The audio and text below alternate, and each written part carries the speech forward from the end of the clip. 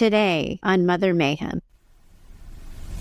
If you're frequently sharing without feeling resolution, or you find that in sharing your emotions are intensifying, it might signal that you're flooding instead of productive processing.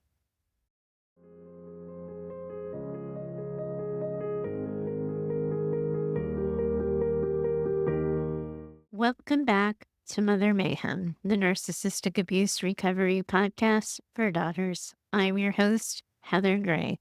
And ladies, well, let's just say that when I read this week's letter, I found myself looking around hoping to find the real grown-up who could step in and take on this particular question. Today, we're talking about a hard reality when it comes to trauma recovery. And that is the reality that sometimes in our healing journeys, we become too much for people. Just saying this sentence, I have this instinct in a way to kind of go back and soften it, to turn it into a message that's easier to swallow. But also, we tell the truth on this show, and we can't sugarcoat this one. It's true.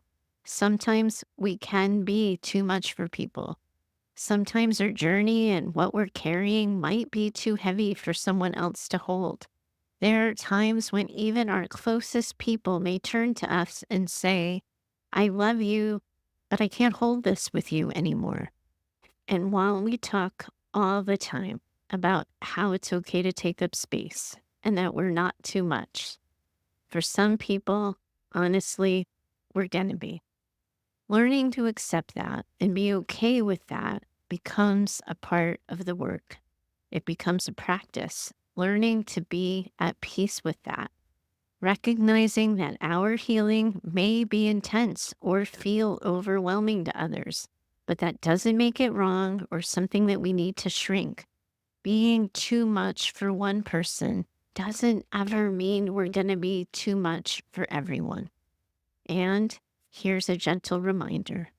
We may be especially sensitive to feeling like we're too much because of trauma and healing, and that feels so personal to us.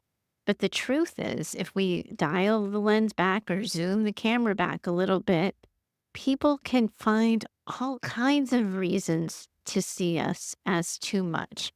Reasons that often have nothing to do with us and everything to do with them. Our challenge in this kind of conversation is to accept that we will indeed be too much for some people, but not to personalize it. And that is a really delicate dance that will sometimes make us trip up. Our challenge is going to be to acknowledge it, to learn from it, all while continuing to be true to ourselves. Today's letter comes from someone who's navigating this exact thing, wondering how to balance showing up as herself while being mindful of what's okay to share. She's working through what it means to heal while trying to keep her relationships strong and healthy. Today, you get to meet Mari. And Mari, if you don't like your name, you are going to have to take it up with my husband's grandmother. Good luck with that one. She's 97 and she has her opinions. She remains an avid gardener. And when I told her that I've started to name my listeners for the show after flowers, she wanted to give it a try. I read her your letter and she decided that you reminded her of marigolds. She spoke of how marigolds are always associated with warmth and resilience. She thought they exuded a passion for life. And if we're being honest here, I wanted to ask her if we were talking about the same flower. But she was insistent, and I couldn't imagine calling you Marigold, so I've shortened it to Mari, with her permission, of course. So here's your story, Mari, and I'm going to find you on the other side. Heather, I'm sitting in some real heartbreak right now, and this one is hitting me quite hard. In a single week, my relationship with my best friend broke wide open. And when I tried to seek comfort from my older sister about it, she rejected me too. Took my friend's side and told me that I just needed to get over everything, that I was too much, and that I just had to accept that the world wasn't built to be my own personal therapy office.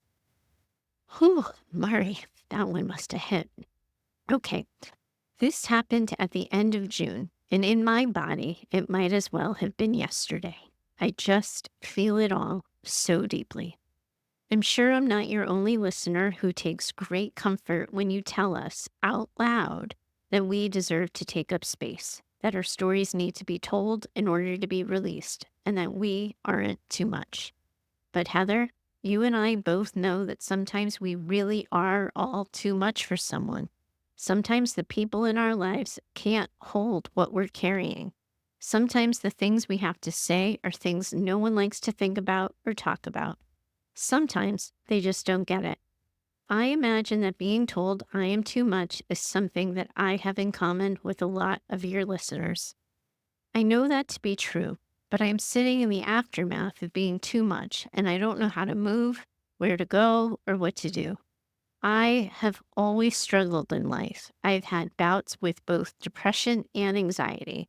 I have for sure always been a worrier. Worrier. That's a tough one to say on a podcast there, kid. I've spent a lot of time over the years worrying about what people will think, and I for sure am a people pleaser. In the past year, after finding your podcast, I put it together that my mom's constant criticism and inconsistent moods contribute a lot to the struggles I have. Thanks to you, I found a therapist and I've been working really hard. Admittedly, my childhood trauma stuff consumes me sometimes. I'm making new connections all the time, understanding myself, learning more, and remembering more too. When my friend told me that she thought we had grown apart and that we were heading in different directions, I was crushed. I found myself saying, but I'm working on myself now. I'm figuring stuff out. I'm trying to be better. You've been with me when I've been so low, so down, so out. You've dragged me out of the house when I was isolating too much. Why would you leave now when I'm just starting to get better? That's when she told me that I can be a lot. She's happy for my growth, but hearing about everything all the time isn't what she wants or needs. I caught myself almost saying, okay, I won't talk about it. We can have a friendship outside of it. But I know what begging feels like. Oh, sweet thing. And I didn't want to beg, so I let it go. I let her go. And that hurts me so much. Then I ran to my sister. We've always been close. She's a little more stoic than me. Mom has pulled the same shit with her as she has with me, but somehow my sister just rises above it all. It doesn't seem to hit her or traumatize her like it has me. I told my sister what happened, and she told me that she didn't blame my friend in the slightest, that mom was who she was, fucked up and crazy, and I just needed to move on, that I had to stop painting myself as the victim and get the fuck over it because so many people are moving through the world perfectly fine who had it so much worse. She went on to say that whining about our mother doesn't count as growth, and that just because I'm a good whiner doesn't mean that I'm getting any better or that I'm actually changing.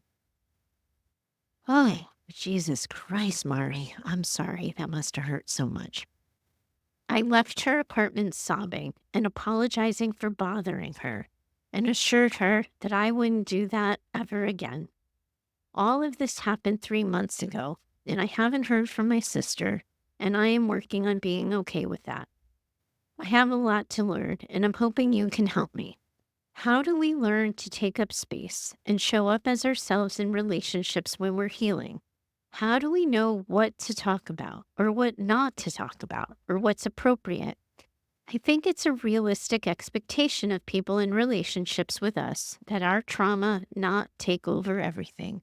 I don't think that is an unfair thing to ask of me and other women dealing with this. After all, I can remember a coworker at work who suffered the loss of her mom. I wanted to help her and be there for her to support her, but also I had a lot of work to do. In college, I had to distance myself from a friend whose brother had an addiction. Her whole family was in turmoil all the time, and there was always something going on.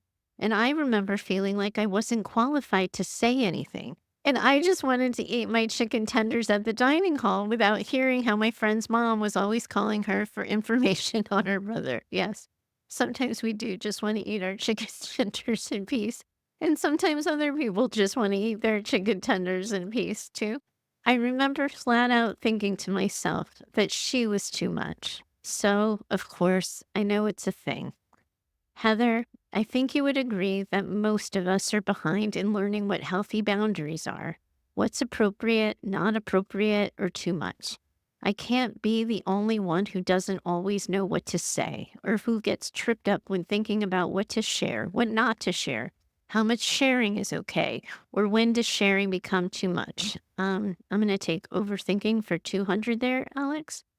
Can you help me sort this through? Oh, okay, here we go. Oh, Mari, this is a real painful loss to process. And yeah, okay, your story is one that I hear pretty often. As so many women I'm working with find themselves losing relationships as they step into healing.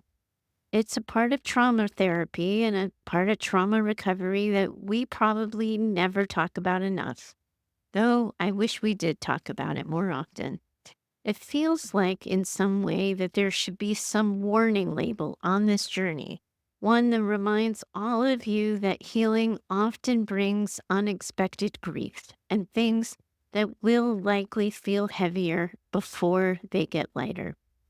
Losing both your best friend and sister in one painful stroke is truly gutting.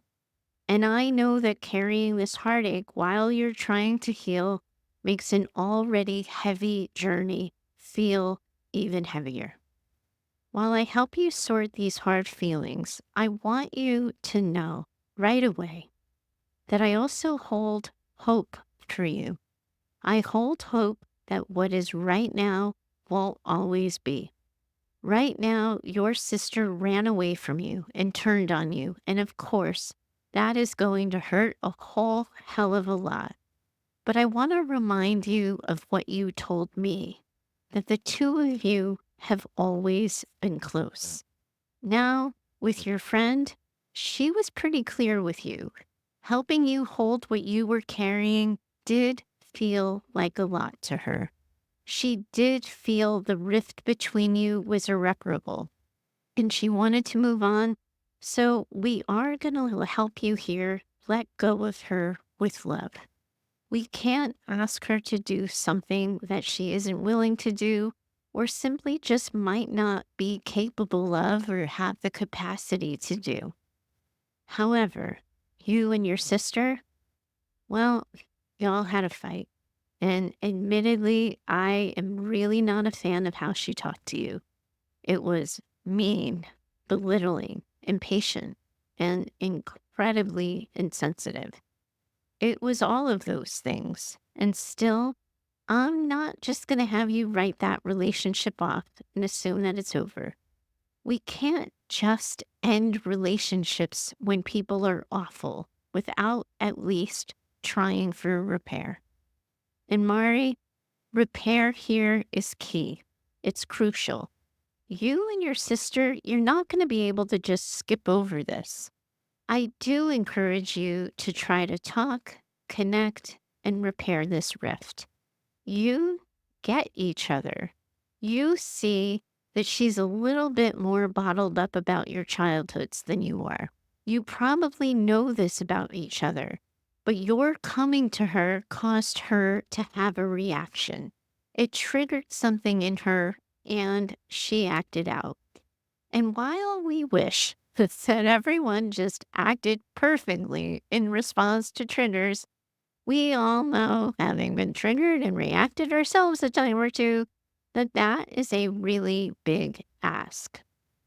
When you're ready and when you've worked through all of this a little bit, I do think you're going to find it possible to reach out to her, to check in. And it's okay even to start by taking care of her. So often we think we have to lead with our own boundaries. And I promise we're going to get you there. But first, we need her wall to come down a little bit. It is actually okay to say, hey, I've been missing you and I've been missing us. And I was just wondering if it's an okay time to check in. You always want to get permission first. That way, you're giving the other person a sense of control over all of this. Then you just say, it's clear that my words created a reaction for you, and I want to better understand. People get triggered when they are reminded of their past and they think something was happening or was going to happen.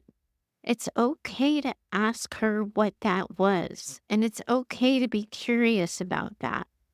Hopefully, she shares her experience with you so you can better understand it, because then it's going to be your turn to ask her if it would be okay for you to share how all of that went down for you. That's when you can tell her that you felt judged or mocked or chastised at a time when you were already in pain. Perhaps you felt abandoned. However, you felt and experienced all of it, it's okay to tell her. This to me feels like something that can be worked out if you have patience and if your sister is able to stay in it with you. Then you guys can look at how you need to manage these things going forward. My guess here, Mari, is you kind of came in hot with your sister. And of course you did. Your heart was breaking, but she may have just been unprepared for that level of emotion.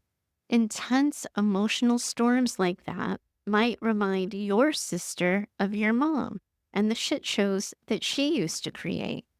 My guess here is that your sister just needed a minute and didn't know how to ask for one or didn't know how to take one. I also think that she got mad, sad, and scared all at once. And that probably caught her off guard too.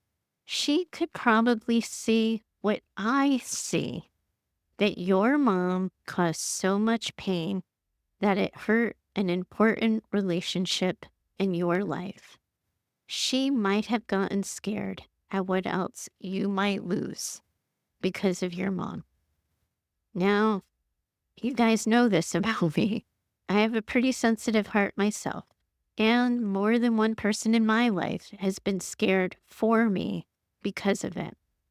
That level of emotion is a lot for other people to see from the outside sometimes.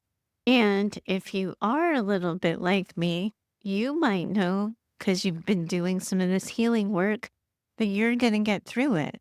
But that might not be as obvious to an outside observer.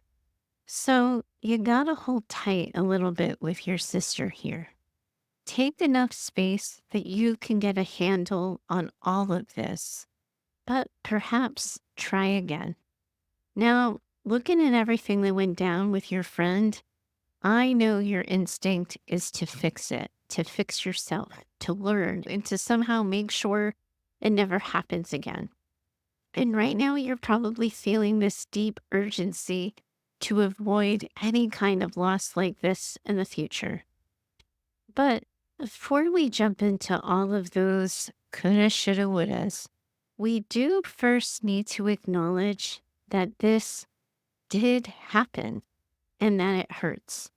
Yes, it's a part of your trauma recovery journey, but grief is also its own beast. And before we move to the lessons, it's okay to let yourself feel this, to grieve and to honor the pain. It's okay to pause the deeper childhood work while you process this loss. I've worked with so many daughters in moments like this who want to sort of white knuckle it, push through, and grind forward. But we can't access the lessons until we've made space for the feelings. Grief manifests in so many different ways during trauma recovery. And I sometimes find myself guilty of saying things like, feel your feelings. And for those of you who are new to this concept, it might feel overwhelming or unclear when I say that. That's why I encourage something a little bit more tactile for those of you like Mari who are grappling with this incredible pile of grief. The more I engage in this work, the more that I realize that talk therapy really does have its limits. Grief, trauma, pain, they all reside in the body. So they have to be released from the body. Managing the loss of a friend and the way trauma brain went for you and possibly a sister in 1 week is no easy feat. Mari, I'm going to suggest here that you create a little bit of a grief ritual for yourself. Take time to acknowledge this significant loss. Healing and recovery, they come with their own farewells, and society often does tend to struggle and validate those feelings, especially when relationships end in ways other than death. But maybe you might want to consider lighting a candle at a specific time to reflect on any thoughts or feelings or emotions that arise. Or you might want to give yourself a regular and consistent journaling time, or a time when you're going to go on a walk, or when you're going to listen to music, or something like that. Your eagerness for the solutions that come with feeling too much may be stemming from that desire to fix the situation and bypass the grief. But we really can't skip this part. Admittedly, not for everyone. So if a candle reflection doesn't really resonate with you, maybe that walk in nature, like I suggested, maybe writing a letter to your friend that you don't send. If you're creative, maybe you're going to be finding yourself expressing yourself through art, and maybe that will help you release some of those harder feelings. But I really love making playlists for times like this in my own life. Songs that comfort me, that reflect my emotions, that articulate things that might be hard for me to say, or things that feel exactly like I'm feeling because if someone else wrote it, someone else felt it, and then I'm a little bit less alone in it. Another thing that's really cool that I've been getting clients involved in is sound meditations. YouTube has a bunch of them. You just have to search sound meditations and a ton will come up. And I'm sure you could go on any of the podcast apps and any of those streaming services and find a bunch there. We're thinking about things that are soothing, right? So we're taking you back to grounding things as well. Anything connected to your five senses, things you can see, taste, touch, smell, feel, things like that you might find particularly helpful, comforting, and respectful of what you're going through. Things that honor your experience and what you're going through really help. You were trying to honor your experience. You went to your sister and you were rejected. And it wouldn't surprise me if you just decided that that meant for you that this isn't something you're supposed to grieve, that this isn't something you're supposed to work through. But honestly, it's absolutely positively something that you need to work through. And having just gone through it myself a little while ago, I can tell you that the only way through it is through it. You can't go around it. You can't skip the steps. You just got to move through it, sister. Any calming activity that allows you maybe to visualize the really hard feelings that come up can help there because you can visualize those hard feelings coming up and then you can imagine them leaving your body. And you might find that an exercise like that becomes a helpful way to navigate this really challenging time. Now, the first part of this might take a while, but it's important to see the grief through. You got to do that part. There's no skipping it, no working away your way around it, no fast forwarding your way through it. There's no cheat sheet on it. Trying to push it down or move it aside is only going to make it bite you on the ass a little bit later down the line. And Mari, I largely suspect that you will be working through this grief while also trying to sort through your boundaries around what you share and who you share it with. And Mari, I recognize that the grief conversation wasn't the conversation you asked me about in your letter. So I appreciate you allowing me to go off course and off to the side and have that discussion with you, because I really do think that until you do that part, you're not going to be able to do this next part. But I do want to help you get back to your original questions. You asked about the challenges of understanding healthy boundaries and how much sharing is appropriate levels of sharing. And Mari, I first think it's pretty important to acknowledge that it is natural to feel hurt when people you care about don't respond supportively when you're healing. It's important to recognize that as you begin to heal, your needs and your conversations really do tend to shift. And not everyone is ready or able to meet you in that space.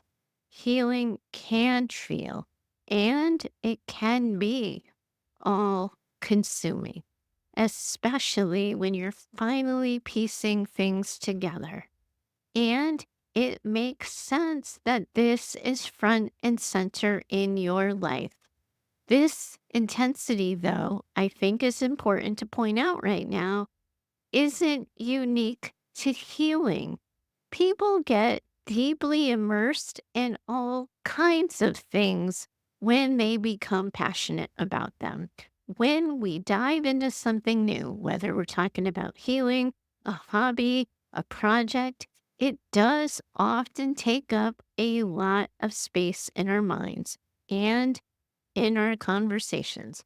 For example, my sister, hi Tracy, went through a phase where CrossFit and Peloton dominated every single freaking conversation.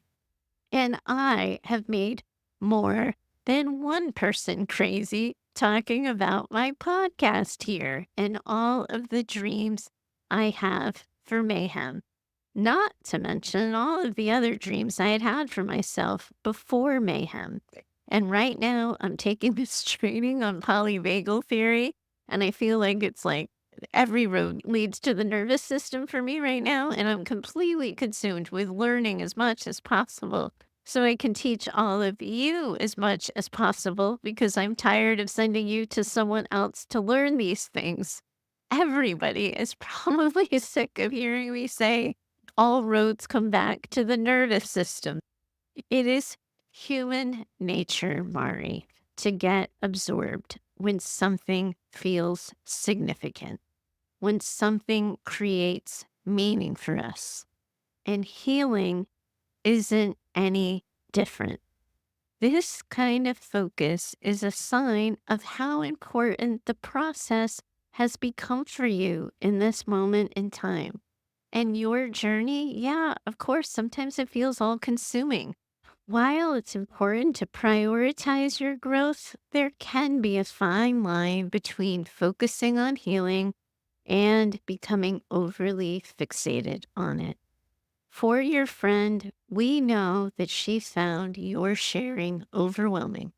But whether this reflects a broader issue with your boundaries or if it's simply a reflection of her capacity, that part is really kind of hard to say.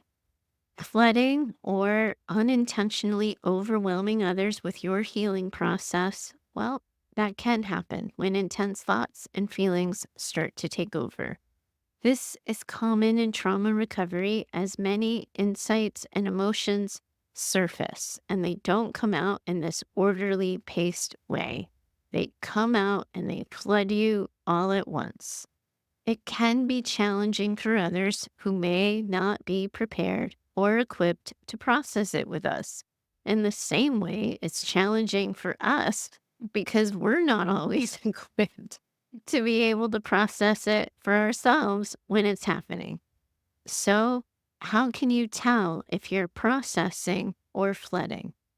you have to ask yourself a couple of questions. You might want to do like a little check in. How often am I discussing this with others? Is it hard to stop talking about it once I start? Do I feel relief after sharing? Or do I find myself still wanting to say more? If you're frequently sharing without feeling resolution, or you find that in sharing your emotions are intensifying, it might signal that you're flooding instead of productive processing. That might be what was going on for you. That might be what your friend was experiencing. But also, some people can run out of capacity just with regular processing. It's not just floods that people can't always deal with. So, it's important for you to do the work for yourself, to understand yourself, and to know this for yourself. So, here are some strategies that if you do realize you're flooding and you're not just processing or reflecting, that you might need to try for yourself. This is one of those times when mayhem becomes school. So, grab those notebooks or pull out your phones, friends, because there's something I can teach you called a containing ritual. Now, I wish I could come up with a less clinical, psychobabbly way of describing it. But basically, we're trying to help you design an outlet for your emotions. That might be journaling or leaving yourself a voice memo for 10 to 15 minutes. This allows you to contain your feelings, to give them space and validate them that they're existing and that they're true and that they're real and that they're inside of you without expecting every conversation to carry the full weight of your healing. There's also something called the pause and check method. And this is really about practicing transparent communication so that when you're sharing, it feels balanced and respectful. So you're not just coming out and talking about all the things you're learning about your mom and all the ways her treatment of you is impacting the way you show up in the world. Before you just dive into that conversation, you might consider asking, well, not just might consider, I am encouraging you to start asking, hey, are you in a place to hear me out right now? I am realizing some things about my mom and wanted to share. This question or a version of a question like that will help you decide if the other person has the emotional space to listen while allowing you to share and respect their boundaries. And then during the conversation, you get to check in with yourself. Am I staying within what feels manageable for them? If you're unsure about that, it's okay to check in again and say, is this too much? I don't want to overwhelm you. And if you sense that these things are getting heavy, it's okay to let them know, you know what? I know I started that story or I started that thought. I'm just going to save this for later. These simple little quick check ins honor your healing and the relationship, and they help you build a support system that feels truly supportive for both of you. When I reflect on my own life and my own relationships and some of the ruptures that have happened, I can tell you unequivocally, I wish I had done that part more often. I wish I had done more check ins. Is this too much? Like asking the other person, but also figuring out a way to communicate that what someone else was sharing was starting to feel too much. And doing that means accepting that inside relationships, there is going to be an emotional share limit.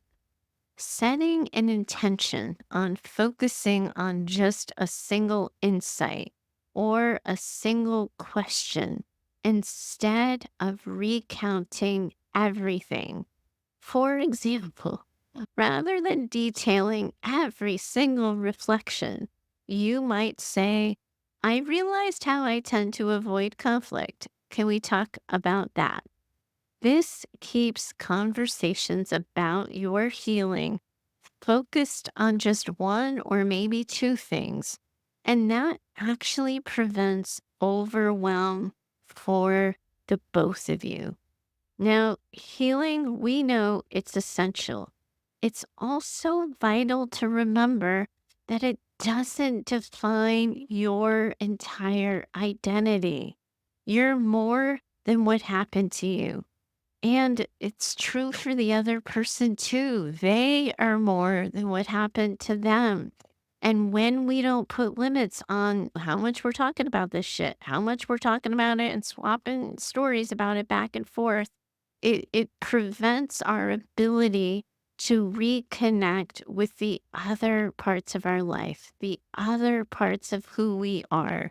And if you've been in this personal development space for a while, you know about parts work. And we aren't just this one thing that happened to us, and the other person isn't just the one or two things that happened to them either.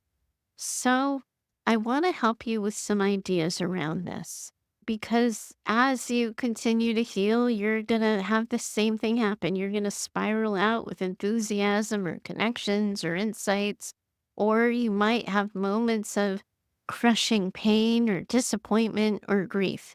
All of that is true with healing. And I do think there's ways that we can tend to ourselves and tend to each other in the healing journey that feel more respectful.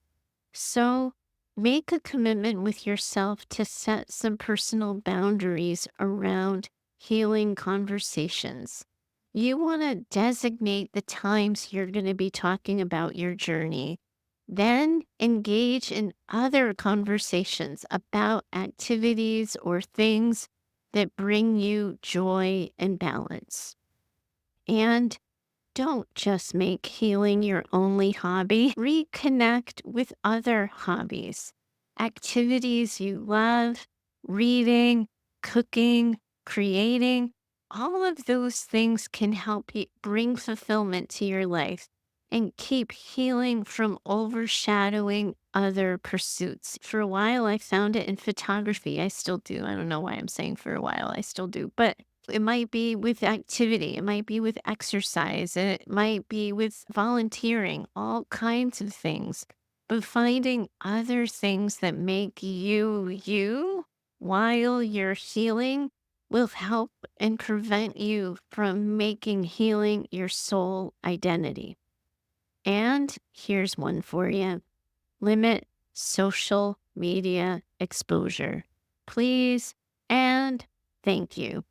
While healing content, and I'm guilty of this, I have my own Instagram page, it can be validating, but scrolling endlessly through account after account that's talking about healing and trauma and recovery, that only reinforces the echo chamber. So I would really encourage you to consider reducing social media time rather than cementing and deepening that fixation on your healing. Or use social media for something other than healing. I really enjoy country music, and I live in freaking Southern California where zero people care about country music. So I largely use social media these days privately and personally when I'm not on my page to follow the people that I like listening to or listening to new artists. One of my favorite things on the planet is to find someone who's quote unquote undiscovered. They already have amassed like hundreds of thousands of followers, so they're not truly undiscovered. But I love being able to call out and name the next big thing. So you can use social media to soothe you, to take care of you, to comfort you.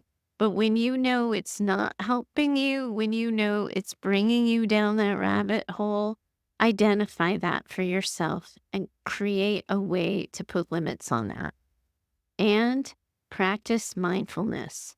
grounding yourself either with meditation or deep breathing or those walks in nature, that kind of regular activity and commitment to being present is going to help you stay present, and it will interrupt those spirals of obsessive thinking.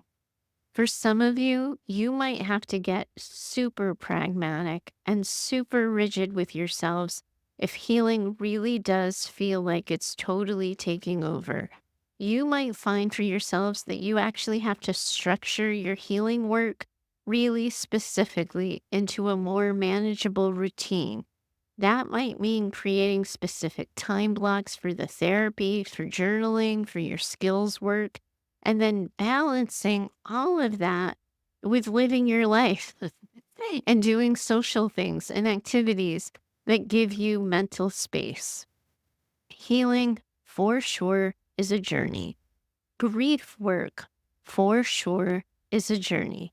But taking those breaks to enjoy other parts of your life are guaranteed to help you with your well being. And remember, healing, it's only one part of your life, even though we know it takes over the whole thing sometimes. So it's important to remind yourself here that healing isn't linear, it doesn't need constant attention. Creating a balance for yourself is going to allow you to feel more centered, and it's going to allow your relationships and your interests to support you in a more well rounded way. It's important here, Mari, that we honor the loss of your friend, recognizing the pain that comes with letting go. It's a significant part of your journey. And remember, healing from that isn't going to define you or your entire healing experience.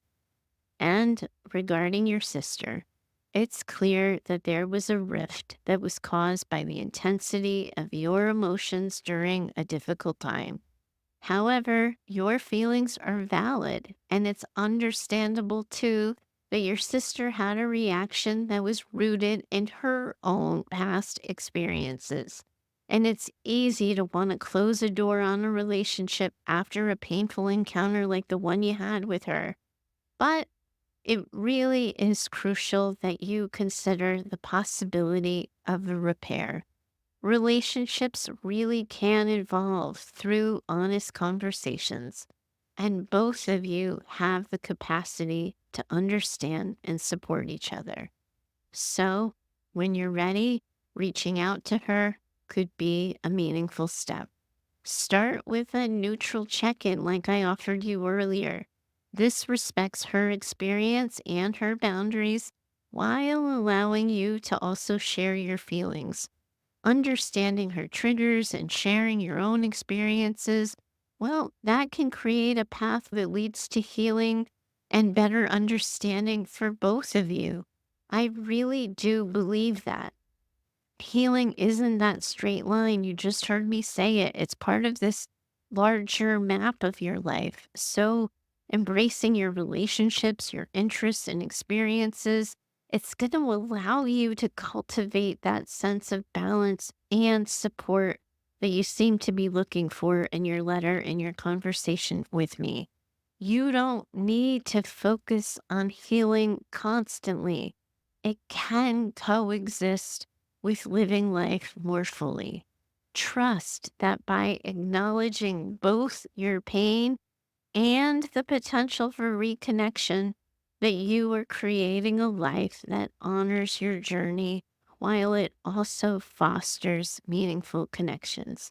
Healing is important, but so is embracing the entirety of who you are and all of the relationships that can enrich your life. Now, if this conversation ever gets lonely for you, or you feel disconnected from this community, please allow me to remind you that Tuesday Group remains open and available for you to connect with others who were in it and going through it too. You aren't alone, and you're always going to find a link for that in the show notes. All of you are in this community of women around the world who are having these hard conversations together. I, for sure, most definitely am in it with you too. Bye for now.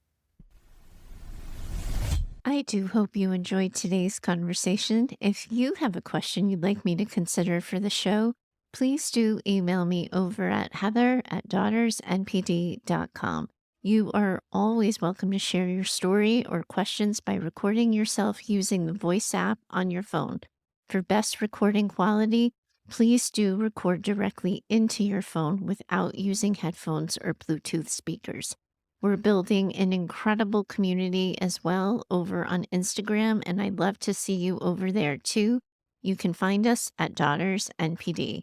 Lastly, if you love what you've been hearing here on Mayhem and have found the show helpful in your own trauma recovery, please do consider becoming a Mother Mayhem sponsor by purchasing simple scripts for saying hard things. It's a resource I created that provides the right words for the hard conversations, and it covers life, love, and work. You'll find a link for that in the show notes. If you know another woman who needs this conversation in her life, please do share the show with her. Your reviews and social shares help spread the word, and I hope you'll consider doing so. Special thanks to Heather Clark for editing the show. She's in my head and knows what I meant to say when the words come out backwards. Thanks so much for your time today. As always, I'm in it with you. Bye for now.